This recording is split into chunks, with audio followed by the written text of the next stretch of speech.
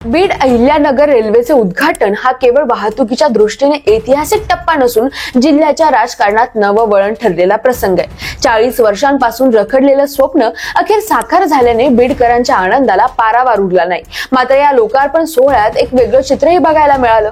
गेली 2 वर्ष सातत्याने परस्परांवर आरोप प्रत्यारोप करणारे खासदार बजरंग सोनवणे, माजी मंत्री धनंजय मुंडे आणि भाजप नेत्या मंत्री पंकजा मुंडे हे मुख्यमंत्री देवेंद्र फडणवीस व उपमुख्यमंत्री अजित पवार यांच्या उपस्थितीत एकाच व्यासपीठावर आले। पूर्वी सरपंच संतोष देशमुख हत्या प्रकरणानंतर धनंजय मुंडेंना मंत्रीपद गमवावं लागलं, तर बजरंग सोनवणे, संदीप क्षीरसागर यांसारख्या नेत्यांनी त्यांच्यावर खुलेआम टीका केली। त्यानंतर सोनवणे आणि मुंडे यांच्यातील मतभेद अधिकच वाढले। त्याचबरोबर 2024च्या लोकसभा निवडणुकीत बजरंग सोनवणे यांनी पंकजा मुंडेंचा पराभव करत दिल्ली गाठली आणि जिल्ह्यातील समीकरणं बदलली। त्यामुळे हा सुप्त रोष दोन्ही बाजूने अजूनही आहेच। शिवाय या उद्घाटनात श्रेयवादाचं नाट्य सुद्धा बघायला मिळालं। शिवाय राजकारणात मुंडे कुटुंबाची अस्तित्वासाठी झुंज सुरू आहे का? शिवाय या उद्घाटनावेळी नक्की काय काय घडलं सगळं जाणून घेऊया या व्हिडिओच्या माध्यमातून। भाजपमधील गडकरी गोपीनाथ मुंडे गटाचा संघर्ष हा महाराष्ट्राच्या राजकारणात नेहमीच चर्चेचा विषय राहिलाय। मात्र गोपीनाथ मुंडेच्या निधनानंतर त्यांच्या वारसांना टिकवण्यासाठी म्हणजेच पंकजा व प्रीतम मुंडेंना स्वतःचं स्थान टिकवण्यासाठी सातत्याने झुंज द्यावी लागत आहे। याच पार्श्वभूमीवर देवेंद्र फडणवीस यांनी मुख्यमंत्री होण्यासाठी आपल्या वाटेतले नेते बाजूला केले असा आरोप होतो। एकनाथ खडसे, पंकजा मुंडे, विनोद तावडे, चंद्रशेखर बावनकुळे यांना दुय्यम ठरवलं गेलं, तर पंकजांना विधान परिषदेत ढकललं आणि प्रीतम यांना तिकीटच नाकारलं, ज्यामुळे त्यांच्या राजकीय वजनाला फटका बसला।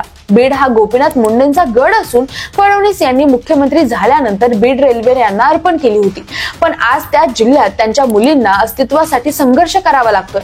तर दुसरीकडे राष्ट्रवादीचे धनंजय मुंडेही सततच्या अडचणीतून राजकीय उभारी घेण्याचा प्रयत्न करत असताना स्वर्गीय संतोष देशमुख यांच्या हत्याकांडात त्यांचं नाव आलं आणि त्यांचं राजकारण जवळजवळ संपल्यातच जमाय। आणि असा सगळा सावळा गोंधळ असताना बीड अहिल्यानगर रेल्वे उद्घाटनाचे जिल्ह्याच्या राजकारणात महत्त्वाचे चित्र बघायला मिळाले। कारण पूर्वी एकमेकांवर सातत्याने टीका करणारे खासदार बजरंग सोनवणे, माजी मंत्री धनंजय मुंडे आणि मंत्री पंकजा मुंडे हे मुख्यमंत्री देवेंद्र फडणवीस व उपमुख्यमंत्री अजित पवार यांच्या उपस्थितीत एकाच व्यासपीठावर आले। संतोष देशमुख हत्याकांडानंतर निर्माण झालेली कटुता, मंत्रीपद गमावण्यासाठी सोनवणे व क्षीरसागरांचा सहभाग तसेच सोनवणे यांनी शरद पवार गटात जाणं या पार्श्वभूमीवर दोन्ही नेत्यांमध्ये कटुता वाढली होती। पण उद्घाटनावेळी ते एकमेकांच्या शेजारी बसून गप्पा मारताना दिसले। 2024 रोजी लोकसभा निवडणुकीत पंकजा मुंडेंचा पराभव करून खासदारकी मिळवणाऱ्या सोनवणे यांनी रेल्वेसाठी केलेल्या प्रयत्नांचा उल्लेख करत निधी आणल्याचं सांगितलं, तर दुसरीकडे पंकजा यांनी प्रीतम मुंडे, गोपीनाथ मुंडे, केशर काकू क्षीरसागर यांच्यासह सर्व नेत्यांचा उल्लेख केला व सोनवण्यांचंही नाव घेतलं। यामुळे जिल्ह्यातील वैर मवाळ होत असल्याचा संकेत मिळत असून अजित पवारांनी पालकमंत्री म्हणून सूत्रे हाती घेतल्यानंतर विकासासाठी हे सकारात्मक पाऊल ठरू शकतं अशी सर्वसामान्यांची अपेक्षा आहे। पण महत्त्वाचं म्हणजे यावेळेस पंकजा मुंडे यांनी बीडच्या विकास कामांवरून शरदचंद्र पवार राष्ट्रवादी काँग्रेसचे खासदार बजरंग सोनवणे यांना टोला लगावलाय। मी आदरणीय मुख्यमंत्री साहेबांना म्हटलं की एक वेळ माझं नाव घेतलं नाही तरी चालेल, पण आमच्या प्रीतमताईंचं नाव याच्यामध्ये आवर्जून घ्या। ही रेल्वे प्रत्यक्षात उतरली। बजरंग बाप्पा, तुम्ही तर खूप भाग्यवान आहात। नांगरलं कुणी, पेरलं कुणी आणि कापणीच्या वेळी बाप्पा आले। पण मला आनंद आहे की तुम्ही रेल्वेच्या विकासासाठी आणखी प्रयत्न करत आहात। त्याच्यासाठी तुमच्या पाठीशी खंबीरपणे उभं राहिल्याशिवाय राहणार नाही असं पंकजा मुंडे म्हणाल्या। शिवाय पुढे त्या असंही म्हणाल्या की अजित दादा, तुम्ही बीडमध्ये याच। दादांच्या कामाचा सपाटा सगळ्यांनाच माहितीये, त्यांच्या पद्धतीही माहितीये।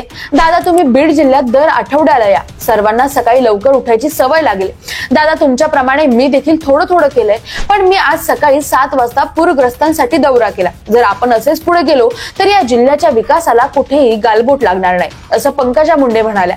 गोपीनाथ मुंडेच्या निधनानंतर बीडचं राजकारण पूर्णपणे बदललं असून त्यांच्या वारसांना म्हणजेच पंकजा, प्रीतम आणि धनंजय मुंडेंना स्वतःचं अस्तित्व टिकवण्यासाठी सतत झगडावं लागतंय।